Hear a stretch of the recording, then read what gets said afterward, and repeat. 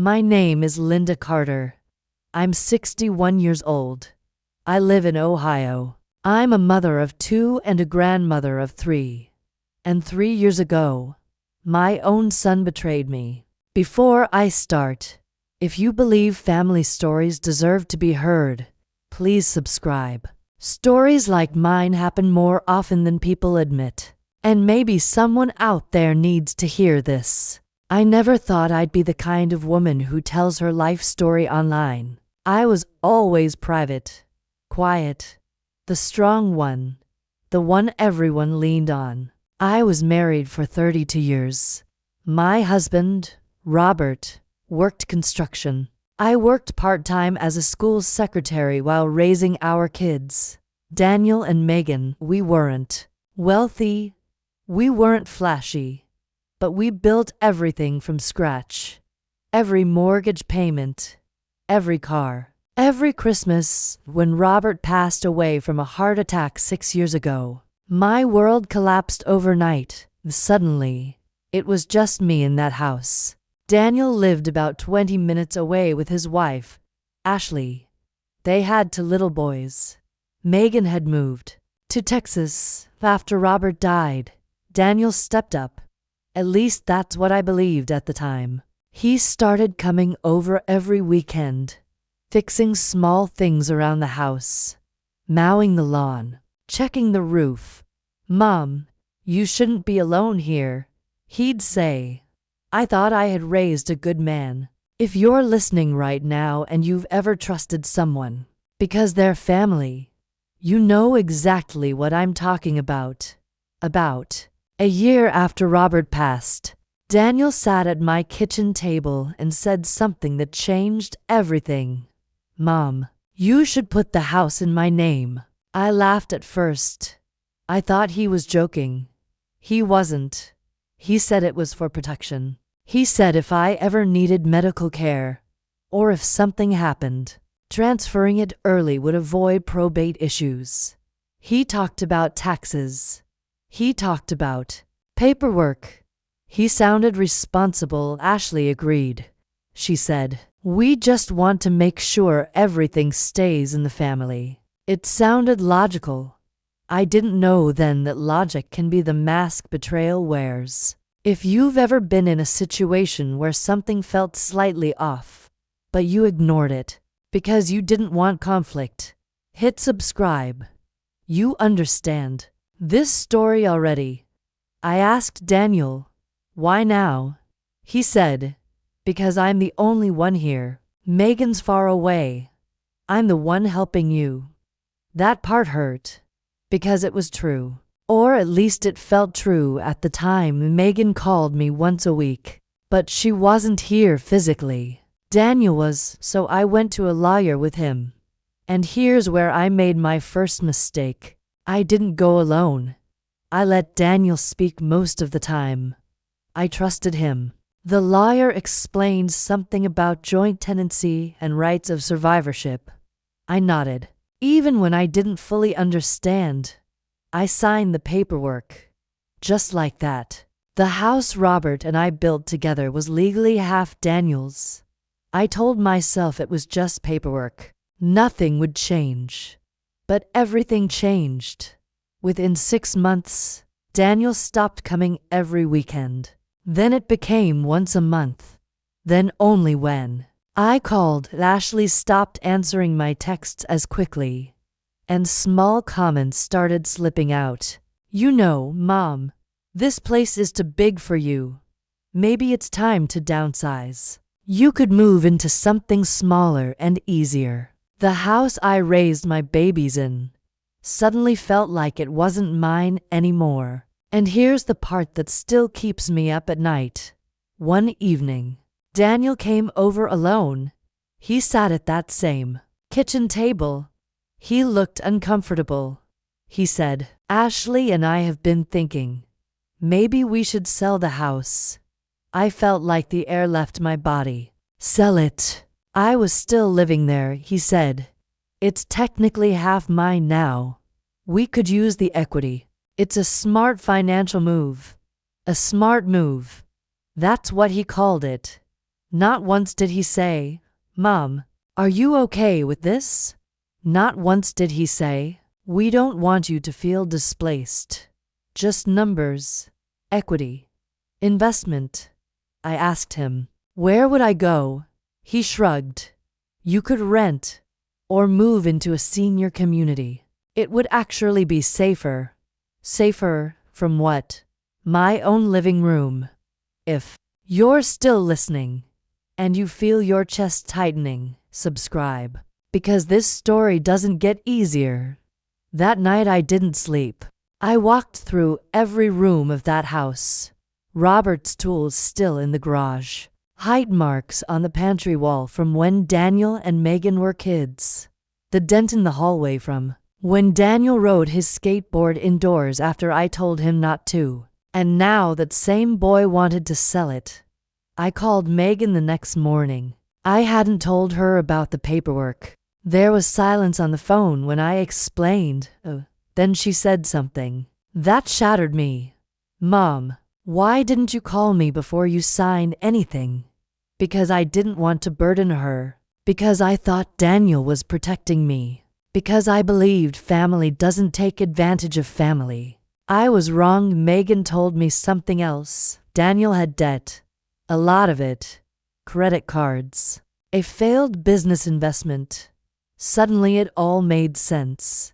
The urgency, the paperwork, the pressure. It wasn't about protecting me, it was about protecting himself. And I realized something painful. He didn't see me as his mother anymore. He saw me as equity, as leverage, as an asset. That realization changes you, it ages you overnight. Asterisk if you've ever realized someone you trusted was using you. I need you to subscribe and stay with me, because next, I'm going to tell you what happened when I refused to sell and what Daniel did next. I need your honesty. Before I continue this story, if you were in my position and your own son wanted to sell the home you built with your late husband, would you fight him? Or would you give in to keep the peace? Tell me in the comments, because at that moment, I had a choice, and the choice I made changed everything. Asterisk before I continue. If you've ever had to stand up to someone you love, even when it broke your heart, please subscribe, because what I'm about to tell you might hit closer to home than you expect. After Daniel told me he wanted to sell the house, I didn't answer him right away. I just sat there. He was staring at his phone while I was staring at the kitchen wall. Clock Robert hung up 15 years ago. Tick, tick, tick. That's what betrayal sounds like when it's quiet. Finally, I said one word. No. It wasn't loud, it wasn't dramatic, it was calm. But it changed everything. Daniel looked up at me like I'd insulted him. "What do you mean, no?" "I mean, I'm not selling my house." He leaned back in his chair, folded his arms, and that's when I saw something in his face I had never seen before. Not frustration, not concern, control, double quotes, Mom. It's not just your house anymore. There it was, the legal reminder, the subtle threat. I felt my stomach drop, but I didn't let him see it. "I know what I signed," I said, "but I'm still living here, and I'm not ready to leave." He exhaled sharply. "You're being emotional. This is a financial decision." I'll never forget that sentence, because that's when I realized something. To him, I wasn't a widow protecting memories. I was an obstacle. If you've ever had someone dismiss your feelings as emotional when they were being convenient, subscribe. You understand this shift. Daniel stood up and started pacing. "You don't understand the market right now. We could get top dollar, double quotes, we, not you. Not Mom, we." I asked him something that made him pause. "Daniel, is this about your debt?" He froze, and for the first time, he looked nervous. "What debt?" "The credit cards, the business investment."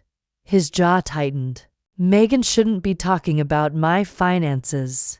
That was his answer. Asterisk, not denial, just anger. And that's when the mask slipped. This isn't about protecting me, I said, quietly. This is about you needing money. His voice got sharper. Why does that matter? I'm your son. Yes, he was. And that's what made it hurt more. He started listing everything he had done for me since Robert passed. I cut your grass. I fixed your sink. I handled paperwork. And then he said something I will never forget. You owe me some security too. Owe him for being my son. If you're listening right now, I want you to think carefully. At what point does helping your parent turn into calculating your return? Tell me in the comments, because this line still haunts me. Daniel left that night without hugging me. That had never happened before. The next few weeks were different. He stopped calling. Ashley stopped texting completely. I didn't see my grandsons for almost a month, and then something happened that scared me. I received a letter from a real estate agent addressed to Daniel and Linda Carter. It was a market evaluation packet. My hands were shaking as I opened it. He had already spoken to someone, without my consent, without my agreement. That's when I stopped thinking like a mother and started thinking like someone who needed protection. Before I tell you what I did next, if you believe older parents are often pressured financially by their own children, subscribe. These conversations need to be louder. Asterisk, I called the lawyer. The same one from before. This time, I went alone.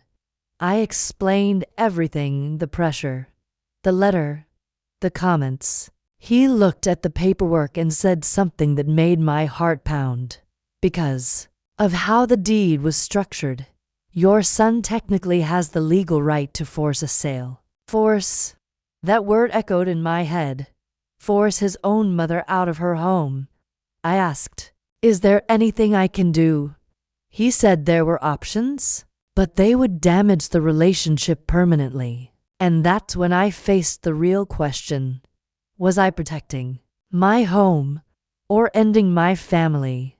That night, Daniel showed up unexpectedly, no call, no warning. He walked in like he still owned the place. We need to move forward, he said, forward. Like I was behind. I told him I'd spoken to a lawyer. His face changed instantly. You what? I needed to understand my position. He looked betrayed. Irony, right?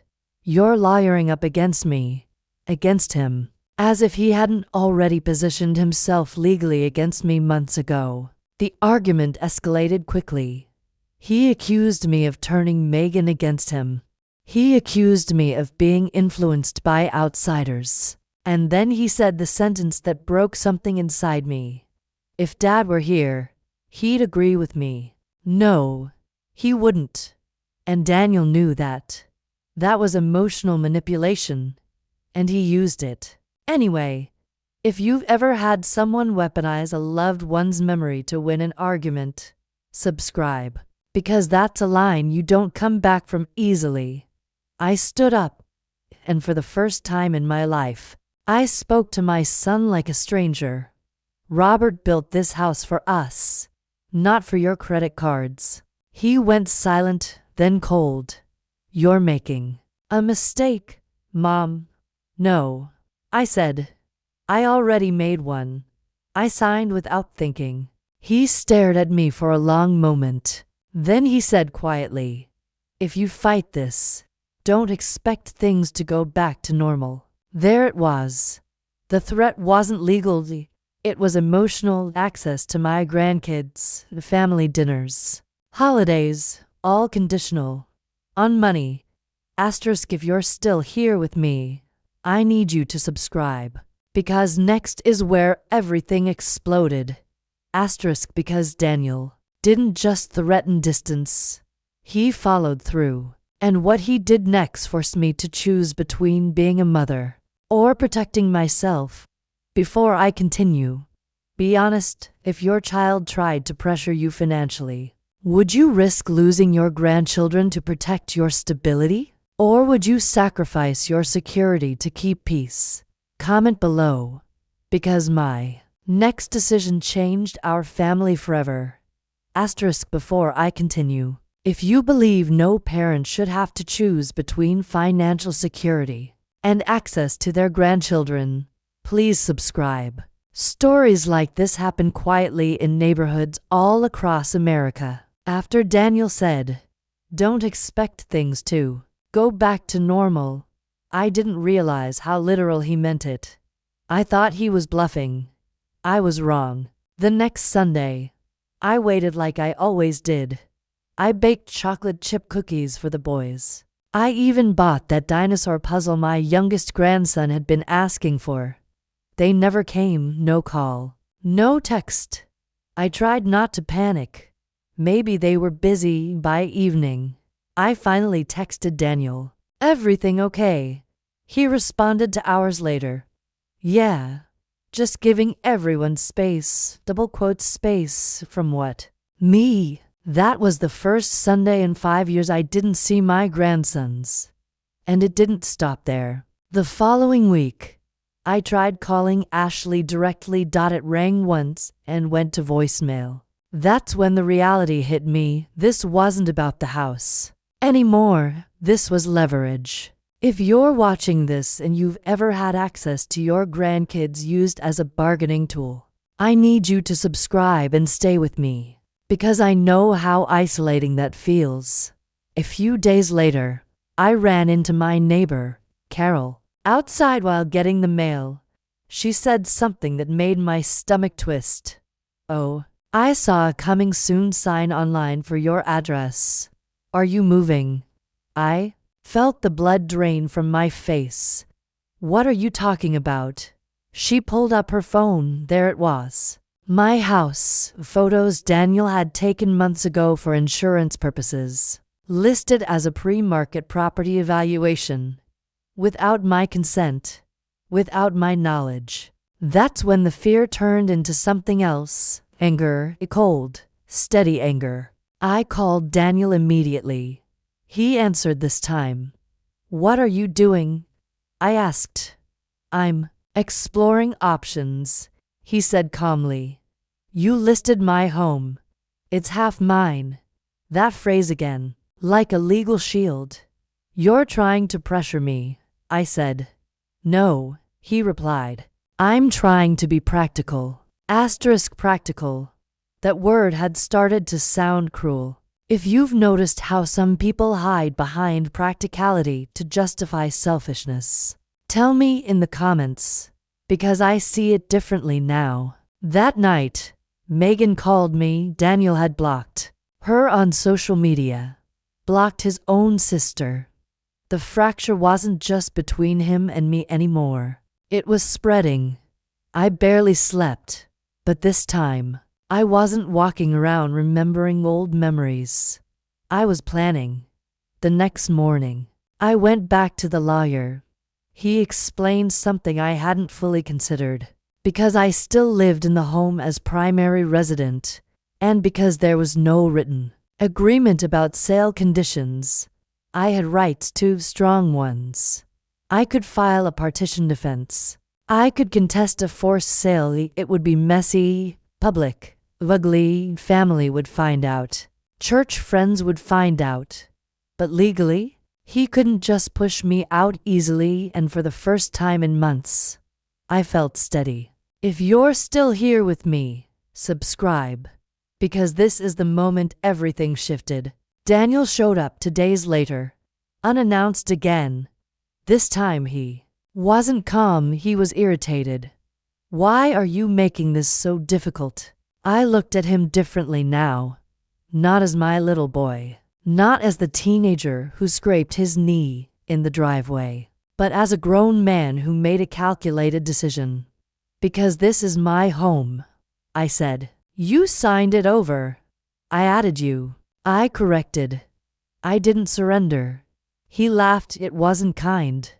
You're being influenced by Megan. No. I said, I'm being informed. That word hit him harder than I expected. Informed. He realized I wasn't confused anymore. And that's when the real truth came out. I'm drowning, Mom, he snapped. Do you know what it feels like to owe that much money? To have collectors calling? To feel like you're failing your kids? For a second, I saw my son again. The fear, the shame. And that's what made this so complicated. Because betrayal doesn't always come from evil. Sometimes it comes from desperation. But desperation doesn't excuse manipulation. If you've ever struggled financially and felt tempted to make a morally gray decision, tell me honestly in the comments. Where is the line? Daniel started pacing again. I just need equity. Once we sell, I can reset. You can rent somewhere smaller. I asked him quietly, did you ever once think about how that would feel for me? Silence. That silence was my answer. He hadn't. Not truly.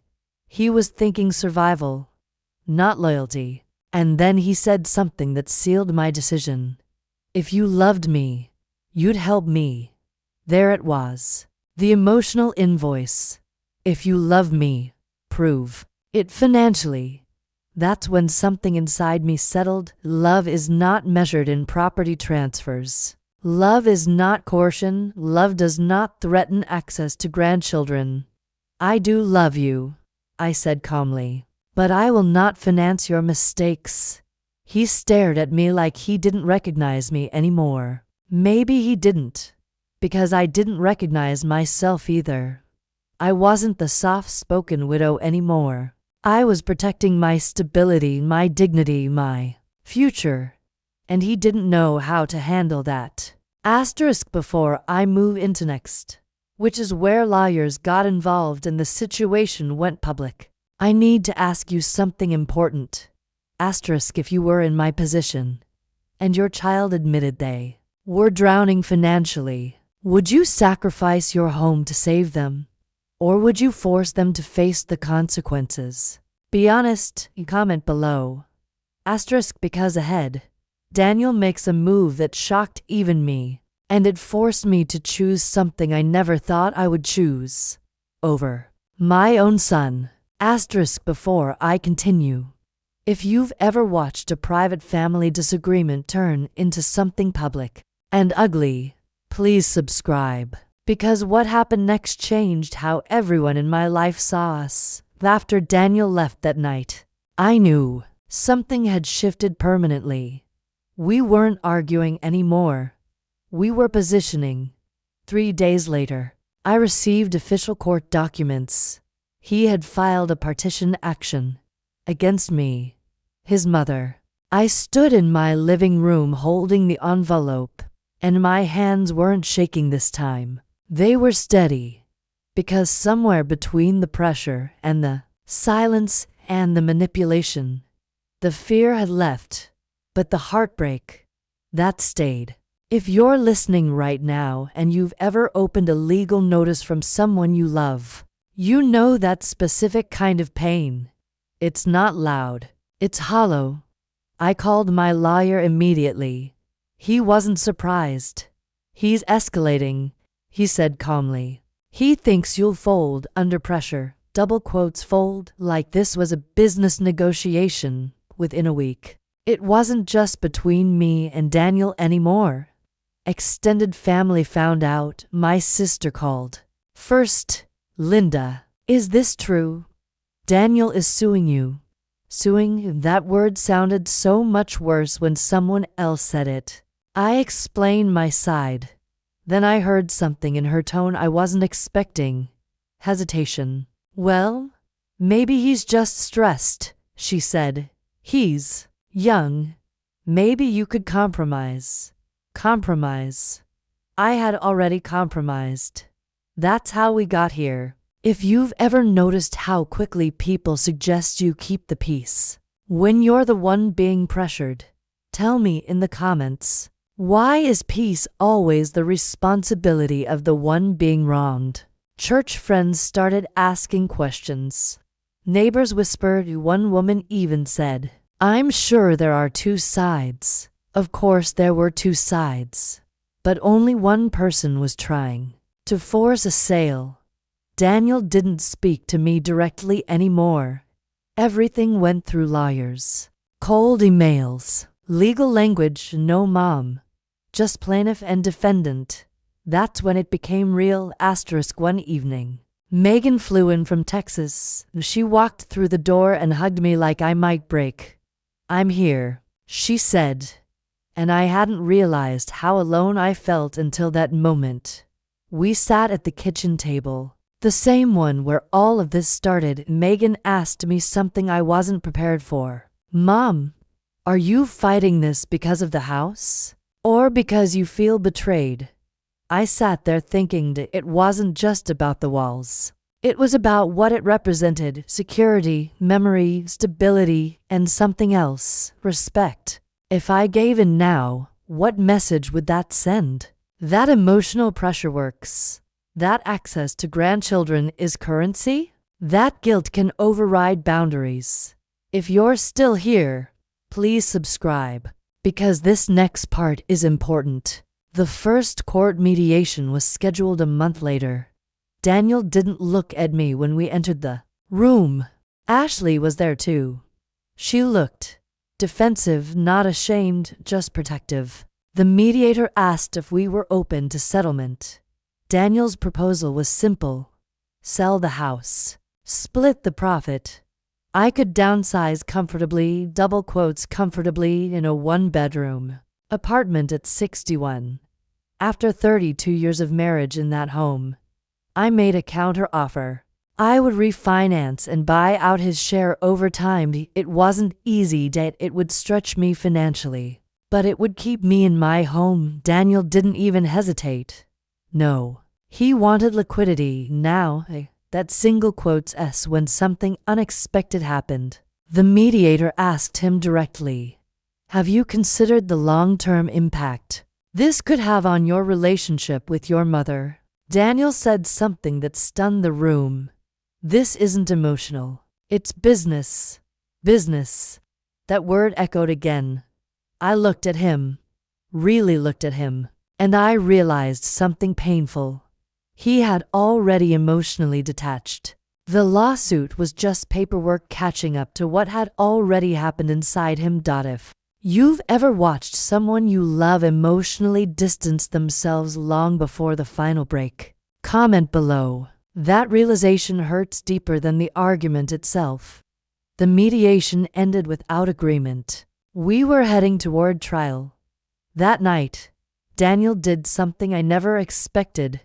He sent me a text, not through lawyers, directly. "You're choosing money over your son." I stared at that message for a long time, because the truth was the opposite. He was the one who attached money to love. I typed back slowly, "No, Daniel, I'm choosing boundaries." He didn't respond, and that's when the final blow came. Ashley posted something vague on social media. "Some people care more about property than family." No names, but everyone knew. Friends began messaging me privately, some supportive, some questioning. It's amazing how quickly narratives form when only one side speaks publicly. If you're still with me, I need you to subscribe, because next is where I made the hardest decision of my life. A decision that cost me something far greater than money. Before I continue, I need your honesty. If your child publicly framed you as selfish, would you stay silent to protect them? Or would you defend yourself, even if it exposed the truth? Because ahead, I stopped protecting Daniel's reputation. And what happens next permanently changes our family. Before I finish this story, I need you to do one thing. If you believe that loving your child does not mean surrendering your dignity, please subscribe, Because what I'm about to tell you is the hardest truth I've ever had to accept. The weeks before trial were exhausting, not physically, emotionally. I was grieving someone who was still alive. That's something people don't talk about enough. You can lose a relationship long before you lose the person. And I had already lost Daniel. The court date was set. My lawyer prepared everything. Financial records, the timeline, evidence of the pressure, the listing activity.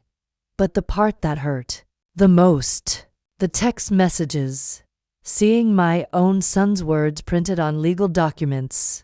If you loved me, you'd help me. This isn't emotional.